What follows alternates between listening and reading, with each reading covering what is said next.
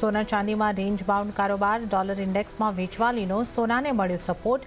કોમેક્સ ઉપર ભાવ 3338 સ્થળની પાસે તો ચાંદીમાં $38 પાસે કારોબાર સ્થિર। આ સપ્તાહે ફેડરલ રિઝર્વની બેઠક ઉપર બજારની રહેશે નજર।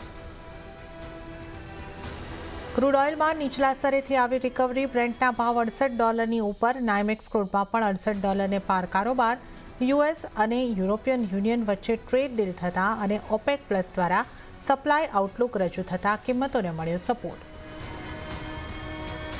પણ બેઝ મેટલ્સ તરફથી મિશ્ર સંકેતો। શરૂઆતી કારોબારમાં કોપર સહિત તમામ મેટલ્સમાં વેચવાલી, પણ વૈશ્વિક બજારમાં કોપરના ફ્યુચર્સમાં વધારો।